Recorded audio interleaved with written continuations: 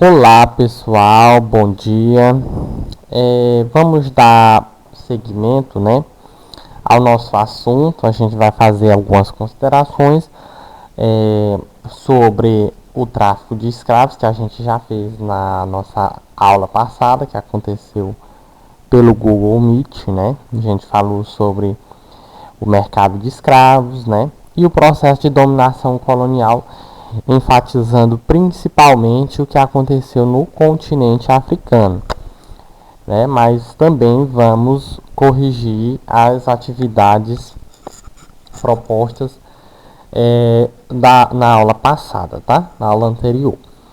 Bom, na página 48 ainda tem algumas coisas que a gente precisa discutir sobre o comércio de escravos, A gente fala muito de escravo e vem à nossa cabeça, se materializa uma imagem de que o escravo é aquela pessoa de cor negra, que geralmente está subjugado, submetido a uma série de intempéries, Alimentação, moradia, trabalho insalubre, forçado, nas lavouras, Mas a gente precisa desmistificar este conceito, Escravo. Os escravos em si não são apenas os africanos. A gente teve aí na história da humanidade diversas situações que representavam muito bem o conceito de escravidão, por exemplo, com os prisioneiros de guerra, Falamos inclusive dos próprios indígenas brasileiros e de outros lugares do mundo, os nativos, que foram submetidos ao jugo, ao domínio colonial em diferentes situações, Mas claro, a gente precisa considerar que dentre esses processos, de escravização de povos pelo mundo aí, a gente teve uma quantidade expressiva no continente africano, Os levantamentos aí que a gente tem dão conta de mais de 13 milhões de africanos escravizados e transferidos para outros continentes, para outros lugares, A gente até falou como é que aconteciam, esse processo de transferência, como é que acontecia esse processo de transferência em direção aos outros continentes, Principalmente por meio dos navios negreiros, E este transporte insalubre, muitos deles morriam nos porões dos navios, por conta da proliferação de doenças, da falta de alimentação adequada. Então, assim, muitos nesse percurso perdiam a vida, Afinal de contas, eu disse para vocês que neste contexto, nessa conjuntura, eles não eram pessoas, eram coisas que pertenciam aos traficantes, aos comerciantes de escravos, e eram tratados desta forma, Então, assim, foram muitos anos de exploração, de dominação, destes povos, e que notadamente teve uma região do continente africano onde esta transação de escravos se dava de forma mais intensa, Principalmente na costa oeste da África. Aí a gente tem esses países em amarelo, Costa do Marfim, a Gama, a Nigéria, Camarões, Guiné Equatorial e o Gabão, São esses países aqui desta parte aqui da África ocidental que se destacavam na captura e na comercialização dos escravos africanos. Eu disse para vocês que nós tivemos uma grande participação dos líderes das tribos de diferentes locais da África que participavam, em troca de dinheiro da preação, da captura dos africanos, E aí, gente, uma ideia muito utilizada para submeter essas pessoas à escravidão estava baseada principalmente na inferioridade racial. Um conceito um tanto discriminatório, preconceituoso, utilizado para classificar as pessoas pela cor, né? Ao dizer que existiam raças inferiores e raças superiores. Quando posteriormente nós vamos falar, nós não temos raças humanas diferentes, é uma única raça, né? Essas diferenciações físicas, né? Visuais, fenotípicas, né? Depois vocês perguntem ao professor de ciências, não tem nada a ver com este conceito de raça, né? Afinal de contas, a diferença genética entre os diferentes seres humanos, como eu falei para vocês, é muito ínfima para se tratar, para se classificar em raça, né? Em um conceito de inferioridade ou superioridade racial. E aí a gente vai perceber que esse sistema colonial estabeleceu isto como forma de domínio, né? Como forma de tentar impor a sua vontade, impor seus interesses nestes povos mais fracos, mais penalizados, né? Submetidos a diversas intempéries em seus países, em seus lugares, né? E isso criou na África uma verdadeira segregação geográfica, uma segregação espacial entre negros e brancos. Os brancos eram a minoria no continente africano, porém oprimiam a maioria negra, né? O que a gente costuma chamar de apartheid, né? Um regime de segregação, apartados. Eles estavam apartados, vivendo à margem da integração na sociedade, estavam vivendo apartados do acesso aos lugares, à escola, à universidade, aos serviços de saúde. Então, este regime, que durou um tempo considerável, de 49 a 93, foi o maior regime de opressão e segregação racial da história da humanidade, né, ao separar no seu lugar os negros dos brancos. Bom, posteriormente vocês tem uma questão que vocês vão responder que fala exatamente sobre a Conferência de Berlim, que é um encontro foi um encontro na realidade utilizado para apropriação e divisão da partilha da África, né? Então foi um encontro entre potências mundiais que foram definir limites, estratégias de ocupação, traçados para partilhar o continente. Quer dizer, o continente foi partilhado, foi dividido à revelia dos próprios africanos. Não houve participação dos divididos. Então, assim, você vê como as coisas se processavam, aconteciam de cima para baixo, né? Não havia uma discussão, havia uma imposição. Bom, gente, eu disse para vocês que essa divisão africana ela foi marcada por desigualdades e por intencionalidades do colonizador. Afinal de contas, a divisão das terras africanas, ela colocou lado a lado tribos rivais, tribos inimigas, né? Colocou povos que não se viam de forma amistosa. Então, isso provocou verdadeiros conflitos étnicos e raciais que ainda hoje têm sequelas, né, no continente, na organização social desse povo. Isso foi intencional, né? Esses grupos foram separados, enfraquecidos também, porque as nações europeias colonialistas, ao definir a divisão desses territórios, separaram os amigos, deixaram os inimigos no mesmo território, causando confusão. O objetivo, como eu já falei para vocês, era claríssimo, límpido. Era facilitar o processo de colonização, diminuindo a unidade, né, causando discórdia, causando brigas. Bom, mas a gente vai ver que isso não durou, assim, a intensidade desses interesses, né, foi perdendo força, exatamente porque posteriormente a gente vai ver que uma outra conjuntura, um outro momento, diversas dessas nações passaram a lutar pela independência do colonizador, né, para depois resolver conflitos internos.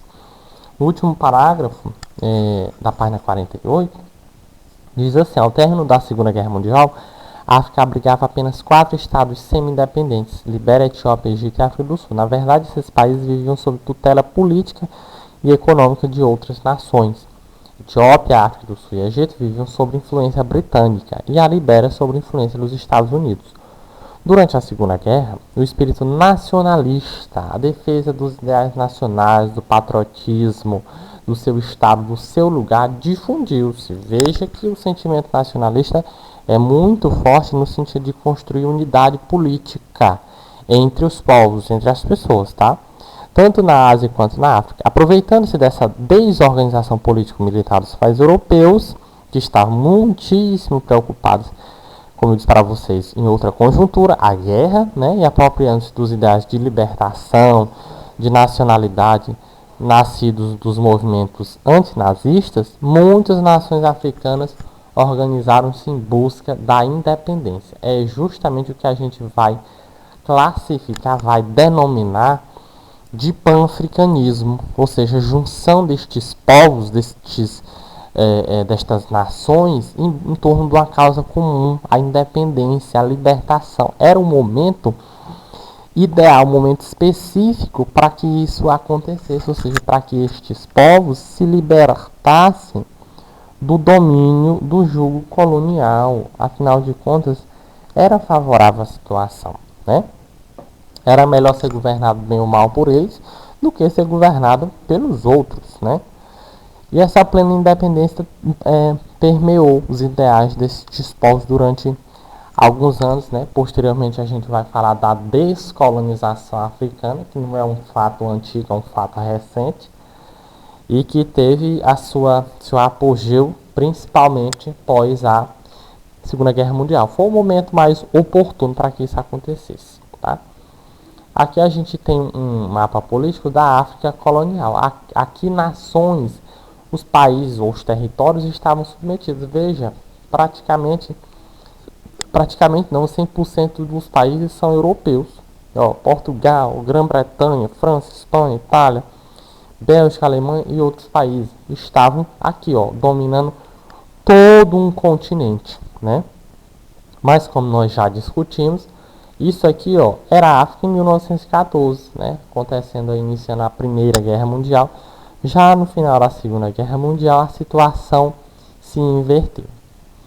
Bom, gente, eu passei para vocês algumas páginas para vocês responderem. A página 50, a página 51 e 52. Na página 50, o que vocês têm? Vocês têm uma pesquisa para fazer, certo? Vocês podem até dialogar com outros colegas de vocês o que eles encontraram nessa pesquisa, né, para ver se existem pontos comuns. A pergunta é a seguinte, a pesquisa: muitas outras teorias que nada tinham de científicas foram criadas para legitimar a expansão colonialista. Uma das mais conhecidas foi o darwinismo social. Faça uma pesquisa sobre essa teoria e procure identificar de que maneira ela contribuiu para a expansão colonial, né, e registrem aí as conclusões no espaço a seguir.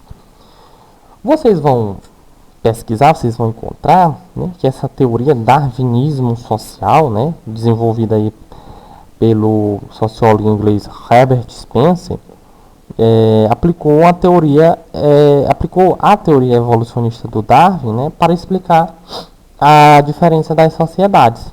Segundo o Spencer, assim como na natureza existe um processo de seleção natural, né, aquela questão do mais forte, do mais fraco, na sociedade também é um processo de seleção que permite a sobrevivência dos mais capazes, dos mais preparados. Então isso foi um argumento muito forte para caracterizar a teoria do darwinismo social.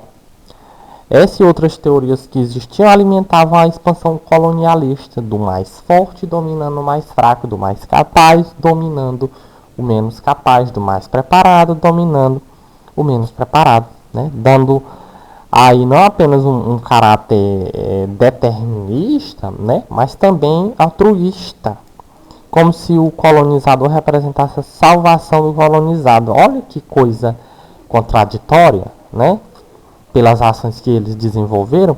No entanto, o que se queria de fato era novas áreas, matéria-prima, suprimentos, mão de obra, escravos. Então, os objetivos dos colonizadores não eram nada altruístas, pelo contrário. Acho que deu para vocês entenderem, né? Bom, gente, a página 51 é o desenvolva.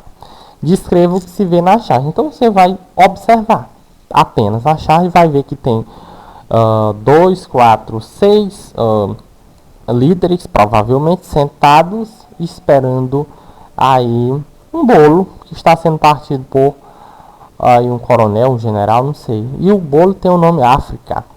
Ou seja, eles estão partilhando a África e provavelmente essas pessoas sentadas à mesa são os líderes dos países que colonizaram o continente. Então, nada mais do que...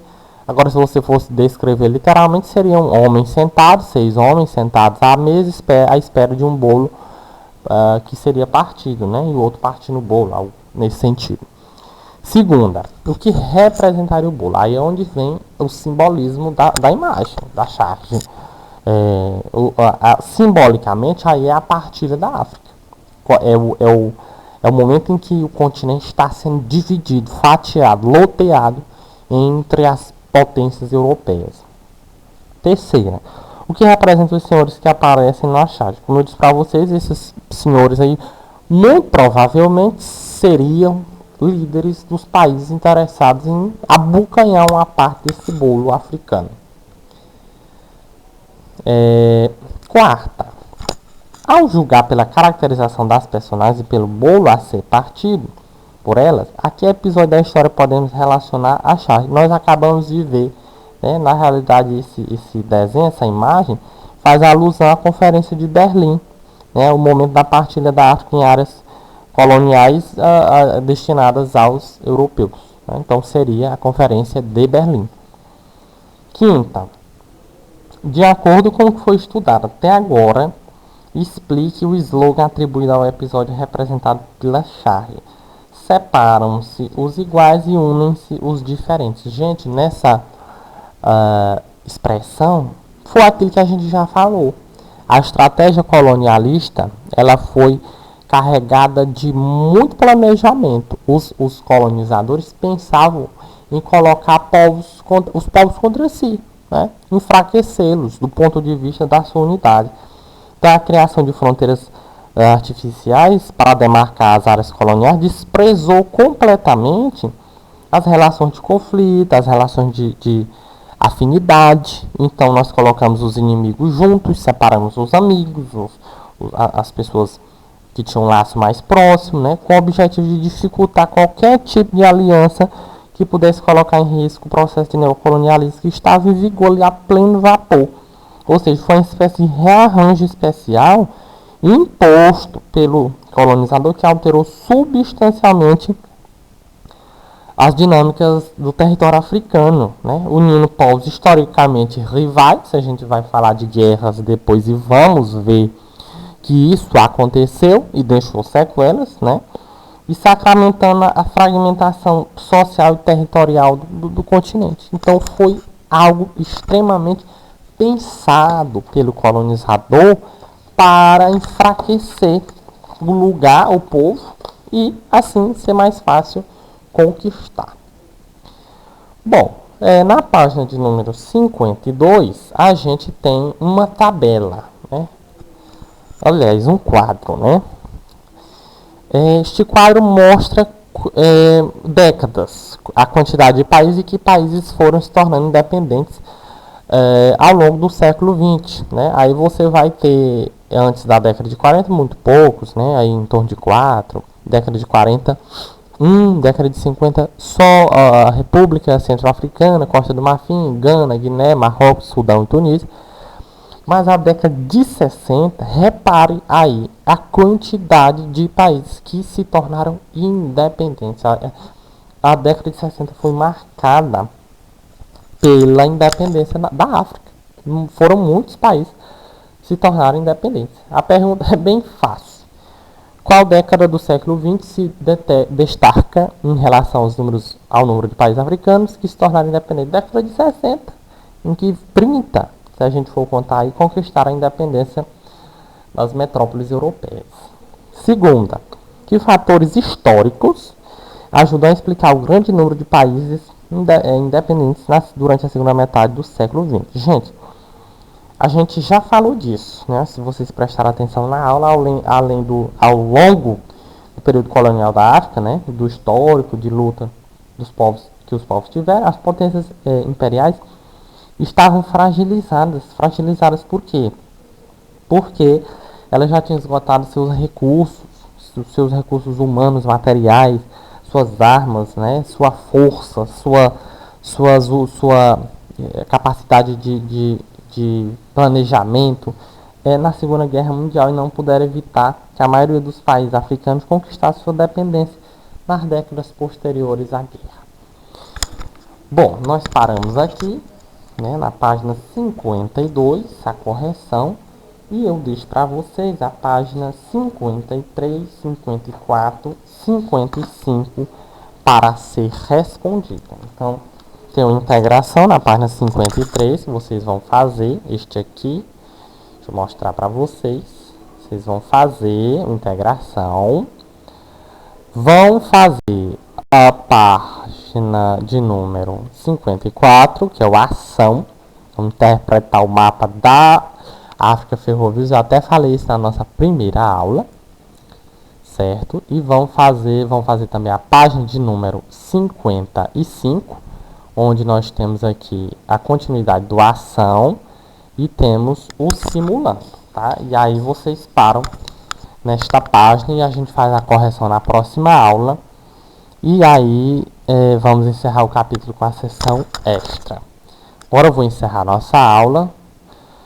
Como vocês teriam live de história, né, eu achei melhor gravar a correção, tá, em nossa aula de hoje, porque provavelmente iria haver conflito no horário e tudo mais, então eu vou deixar gravado aqui. Se vocês tiverem algum tipo de dúvida, podem me contactar, eu estou à disposição para esclarecer qualquer dúvida de vocês, ok?